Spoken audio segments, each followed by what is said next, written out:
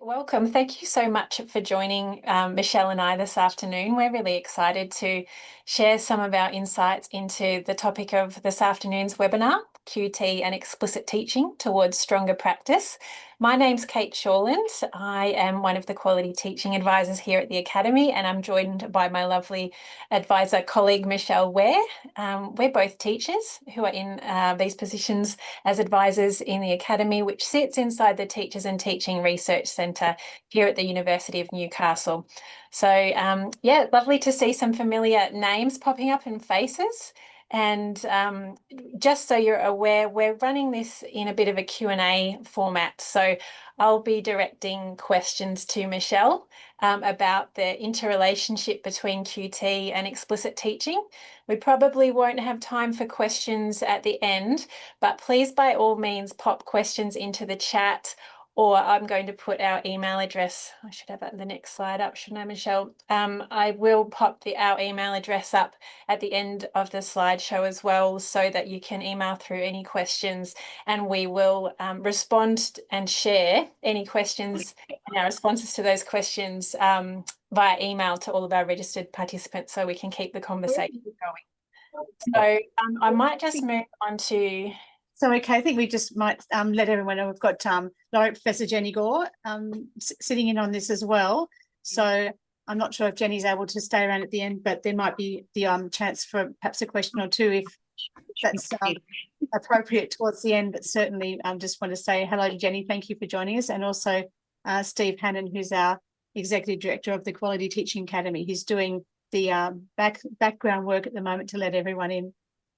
Thank you. Thanks, Steve. Steve, if you notice anyone who needs to be popped on mute as well, if you could keep an eye on that, because we can, I don't think we automated that function when we set up the Zoom. Thank you. So I'm going to start by acknowledging that Michelle and I are on Awabakal country here at the Callaghan campus at the University of Newcastle. It's a beautiful bushland campus where we acknowledge that learning has been taking place for thousands of years. It's a privilege to step onto this country every day that we come to work, and we'd like to acknowledge Aboriginal elders past, present and emerging, and warmly welcome any Aboriginal or Torres Strait Islander colleagues who are joining us for this webinar. So I'm just going to stop sharing the screen and we'll put the slideshow on again a little bit later, because we don't need it for the moment. If you like, if you hop into the view, you should be able to select speaker view if you want to just have Michelle and I up the top. So, Michelle, we might get started. We know that with the ongoing vigorous focus on explicit teaching, that people are wondering how the quality teaching model fits with an approach that sometimes might be referred to as robotic or rigid or prescriptive. What would you say to those questioning the quality teaching model's applicability to an explicit teaching approach? Well, Kate, spoiler alert here, the short answer is that the quality teaching model is applicable and can enhance all approaches to teaching, whether it's explicit teaching or problem-based learning, inquiry-based learning, or project-based learning, teacher-directed, student-directed. Any approach to teaching and learning can actually benefit from teachers thinking about their practice through the lens of the model. And we can situate explicit teaching as a strategy within the broader context of high-quality pedagogy as laid out by the quality teaching model. And as we all know, teachers have a vast toolkit of strategies that they can draw on every day at various stages within a sequence of lessons or a unit of work. And we use certain strategies at certain times, depending on what our students need and where we're at in the sequence of learning. Yep, absolutely. Do you have an example that illustrates that relationship that you could share with us? Yes, certainly. I draw on last year when we had our Quality Teaching and Practice Conference in Sydney. I was able to run a session on quality teaching and explicit teaching, and we did a little experiment with the people who came to the session. First, I asked everyone to make a shape with their hands that represented, or their body, that represented a church full of people. And there was a bit of nervous laughter, and let's face it, the results were a little bit varied. And then I performed the finger rhyme, here is the church, here is the steeple. And it goes like this, here is a church, here is a steeple, open up the doors, and here are all the people. And I explained that this little rhyme was used with young children to help them develop fine motor skills, and that some people may even remember it from their own childhood days. Second, I taught everyone how to do the hand movements first. And if you like, you can play along at school or at home if you like now. You place your hands with palms back to back in front of your chest, and then fingers facing downwards. Turn the fingers around so they're facing now up, and then loosely lace your fingers, and then fold your wrist down a little bit, just like that. And take your pointer fingers, connect them at the fingertips, and then this makes like the steeple, or it's an old-fashioned word for like the spire of the church, the highest part. And then if you haven't already done so, you place your thumbs together, and then the doors are like that. Then you open them up, wriggle your fingers, and there are all the people. So if you're doing this with colleagues and while you're watching this, you can sort of show each other if you want to. But at the conference, what I did next was to help everybody get everyone to practice these hand movements till they could do it with their eyes closed, and then turn to their neighbour and actually show them. And then we learnt the rhyme line by line and put the hand movements together with the rhyme. And then people turned to their new best friend and performed the movements all together. And it was very successful. The third thing that I asked them to do was that I gave the pairs then 30 seconds to find a way of showing the rhyme using their hands or their bodies in a different way. And then half the room performed that while the other half said the rhyme, and then we swapped. And there was lots of really interesting and creative shapes, plus plenty of applause. I then explained to everybody that my first instruction allowed people to explore what they could do with their hands, and it gave them free rein to experiment and create their own body shapes, etc. But they didn't know why they were doing it. And even though they had plenty of freedom, the results were pretty varied, to be honest. The second set of instructions were very explicit. I modelled the rhyme, we learned it together, then they practiced it and performed it with great success. And it was really done confidently to a high quality. The third set of instructions wasn't that dissimilar to the first, but by then, everybody had experience of the rhyme. They knew why we do finger rhymes. They'd practiced it using their body symbolically through gesture, and created some really fantastic physical interpretations of the rhyme. So clearly, I didn't need to give them explicit instructions for the final activity, because they'd moved beyond that novice stage and they didn't need them. However, it would have been really handy if I'd given them some step-by-step guidance with the first activity, which basically left them to fend for themselves. Yeah, I love that example, and I think it would have been really fun to be part of the audience in that presentation. That made me think of another example that might be where a piano teacher is introducing a new piece of music to their student, and the difference between just handing over that new piece of music and saying, off you go, I want you to learn it and go and play it, versus taking the time to model what that music should sound like, the teacher playing for the student, and then breaking down bar by bar, separate hands with and for the student, so that they could practice with independent hands, and put those hands together to get to a point where they had enough fluency or mastery over that music to add in their own expression or interpretation. Does that example sit well with the one that you've also provided? Yeah, absolutely. Just clearly providing the right sort of teaching strategies according to where the students are at in their learning. Absolutely. Yeah, so we've got those two really nice examples that showcase the relationship between quality pedagogy and a range of teaching approaches, inclusive of explicit teaching. As teachers, I think it can sometimes feel as though the messaging at a system or a school leadership level is such that one particular teaching approach is presented as the gold standard or the be-all and end-all. What would you regard as some of the potential issues associated with narrowing or limiting an approach by a school or a system to one singular teaching approach? That's a great question, Kate. I think, as we've mentioned previously, teachers have this really wide array of tools and strategies that they can draw on in any given lesson, and they use what's needed depending on the level of understanding, previous knowledge, etc., of the students, where the lesson sits within the sequence of lessons, and so on. And to suggest that one particular teaching approach or strategy is the silver bullet is quite problematic because of the complex nature of teaching. And many of you will know of Jeff Masters, and at a recent conference I went to, he was speaking about the fact that there's up to a 7-year range of achievement in any given class. And that's a whole nother important conversation to be had. But it points again to the complexity of what occurs in classrooms every day and the need to draw on multiple approaches and strategies as appropriate for the students' learning needs in our classroom. So I guess advocating for one size fits all, that approach and rolling out curriculum based on age and grade expectations alone may fly in the face of the notion of teaching students where they're at. You know, the Vygotsky's notion of the proximal zone I've just now lost it. How embarrassing. Zone of proximal development. So that's just terrible. Anyway, but it's certainly a very complex and nuanced topic, Kate, for sure. Absolutely, I'm sure we could talk at length on that topic. Sure. To steer us in a related but slightly different direction, we know that the research literature commonly positions explicit teaching in opposition to the constructivist approach. So it's really problematic when we hear commentary which incorrectly conflates the quality teaching model with that constructivist tradition, because in doing so, it then pits quality teaching against explicit teaching, which we know is problematic and incorrect. So I'd love to hear your thoughts on this.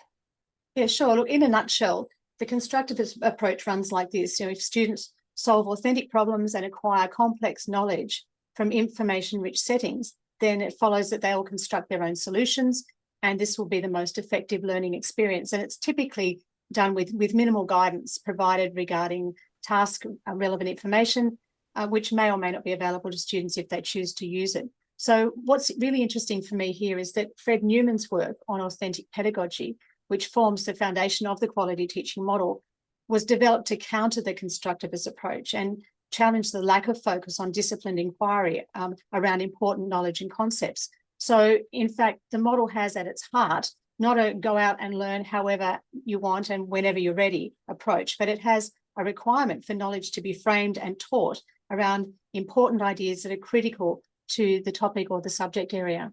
Yeah, great. Thank you. That's a really clear distinction between the constructivist tradition and the model. So given that our focus this afternoon is very much on explicit teaching and the model, why don't we now take a look at what is actually meant by explicit teaching? Yeah, sure. We haven't got a lot of time to delve into it, but certainly Matthews and Cohen in 2022 described explicit teaching as teachers decomposing. And I just have to pause here and say that that concept of thinking of teachers as disintegrating just comes to mind. But of course, what they mean there, of course, is deconstructing or modelling, scaffolding, concept development, that type of thing, and providing students with practice opportunities and offering feedback. If we have a look, Kate, you've got up on the screen here, I think it's really useful to have a look at New South Wales Department of Education's policy on explicit teaching. And in that policy, it says that teachers clearly explain, demonstrate, model to students the following things. And the first thing is why students are learning something, what their learning goals are, how it connects to what they already know, what they're expected to do, how they're supposed to do it, and what it looks like to succeed. And then secondly, that students need to be given opportunities to show understanding of what's been learned and to ask questions to clarify and build their understanding, opportunities to practice using skills and knowledge that they've learned, and finally, to receive clear, timely, effective feedback. There's absolutely no argument here. I think that's just really good teaching practice. Yeah, absolutely. So knowing what we know about explicit teaching, how can the model enhance our lessons and tasks when we're employing explicit teaching as a strategy or any approach for that matter? Sure. Well, let's just take each of those in turn, Kate. If we have a look at, in terms of the teacher, what the teacher does in explicit teaching, and the first thing, teachers make it clear what the students are learning and why they're learning something. It very much links with deep knowledge and with the element of problematic knowledge. And in terms of what their learning goals are, beautifully aligns with explicit quality criteria. And in terms of how it connects to what students already know, we're tapping in here to deep knowledge, background knowledge, knowledge integration, what they're expected to do. Again, a number of elements really align here, like deep knowledge, deep understanding, explicit quality criteria, and high expectations as well. How to do it? Well, here tapping into the most important key ideas, key essential knowledge that's essential for the topic in deep knowledge. What it looks like to succeed, again, tapping into explicit quality criteria and high expectations.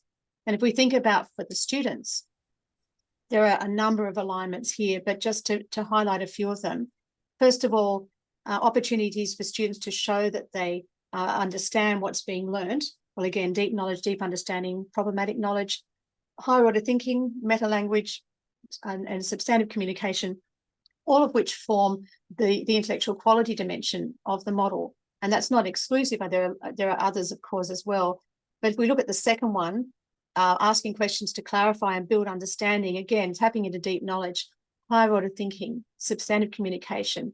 And I think here, thinking about that opportunity to reciprocally have conversations with teachers and teachers to students, students to students in an environment that is really conducive to students being able to confidently and comfortably ask questions or suggest new ideas without any risk of being ridiculed or sort of laughed at, I guess. And so that notion of social support is really important here. And then the next one, practicing skills and knowledge that they've learned. Again, higher order thinking, I would suggest here that when students have the opportunity to take an idea or some knowledge and then apply it to a new situation, create something new or transfer their learning, which is one of those higher order skills, higher order thinking skills, that certainly aligns here with the model. And I guess also that the activities they're doing are really open and available and accessible to all students in the class. So that's where the inclusivity element comes in. And then finally, with receiving clear, timely, effective feedback, I guess substantive communication, that nature of that reciprocal nature of the communication, explicit quality criteria where students may even be able to contribute to the construction of the assessment criteria. And then again, the social support where those conversations are respectful and they're supportive in terms of students referring to their improving their own work with the teachers' feedback, but also students peer assessing and also reflecting on their own work.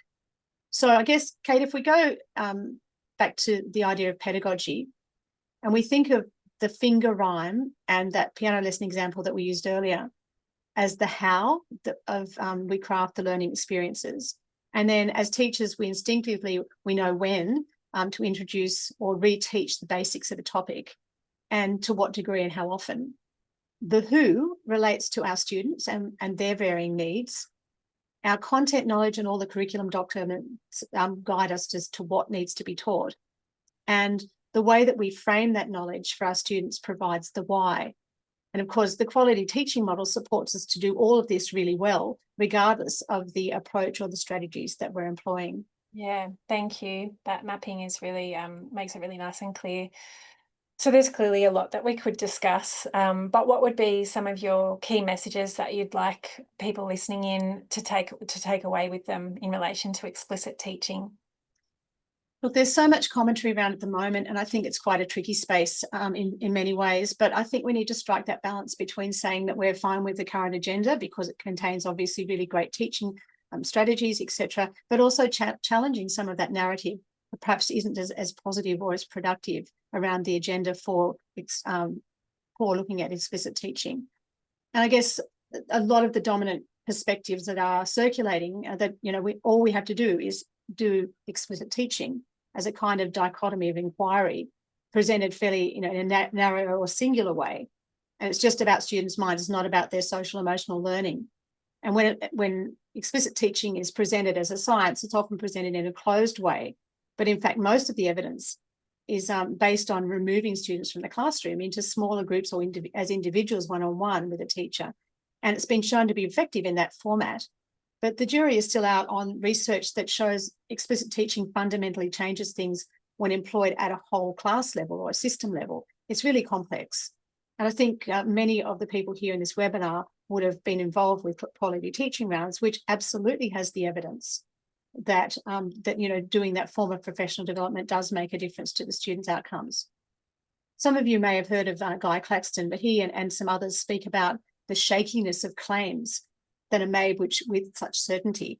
And some of you may have seen the movie Conclave, but there's a quote from the actual novel Conclave that talks about certainty. And it says, certainty is the great enemy of tolerance. Certainty is the deadly enemy of unity. And certainly with the explicit teaching, when it's framed as a silver bullet that can lead certainly to some disunity in the teaching profession, with that tension between trust in teachers' professional judgment about what goes on in the classroom on the one hand, and that strong policy mandate on the other hand. So I guess, look, wrapping up, there's a real range of views coming through in discussions around explicit teaching, and some of them are, perhaps we see some principals feeling like they need to protect their teachers from the push for explicit teaching. Some others see it as teaching as telling us to suck eggs. There are some that are quite opposed to the mandate. Some teachers are just carrying on with their usual practice, which includes explicit teaching. Some are following policies to the letter because they like the approach and they feel they need to follow policy. And some see it as just part of a suite of really good teaching practices, and many more views are out there, but there's a whole gamut really. I think a good way to look at explicit teaching and the quality teaching model is to frame it this way, that explicit teaching is about the strategies that teachers use, but the quality teaching model speaks to the qualities of the classroom, the sum of all of those collective strategies. It's a huge topic, but I hope this has been helpful and might stimulate some ongoing discussion. But sadly, I think it's probably all we've got time for this afternoon. Yeah, thank you, Michelle.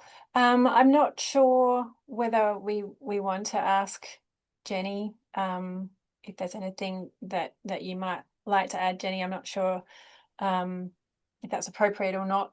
Feel free to pass. But if you'd like to build on anything before we thank everyone, please feel free. I've got nothing to add. I think Michelle and Kate, you've had a terrific conversation that's covered some of the complexity of the issue and really made it clear that the two approaches, explicit teaching and quality teaching, are not opposed to each other. But I guess we would argue that the quality teaching model offers a broader view that enables that kind of adaptability to the particular students and particular parts of the curriculum and lesson units that you're up to. So thank you. Yeah, thanks, Jenny. So we'll thank you very much, Michelle, for all of your insights in relation to that space, and Jenny for adding in at the end there. If people do have any questions, please, if you haven't already put them in the chat, we'll make a note of those questions that are in the chat if there are any. But please do email through any questions to our Academy website, email address, I should say, which is on the screen just there. And as I said, we'll compile a list of those questions and respond to them in an email to all of our registered participants. So please feel free to do that in the next day or so. So we will leave it there. Thank you everyone for joining us. It was lovely to have you online with us, and we hope to hear from you via email or somewhere along the line. So thank you, Michelle, and thank you everyone for joining us. Have a lovely evening. Stay dry, stay well. Thank you.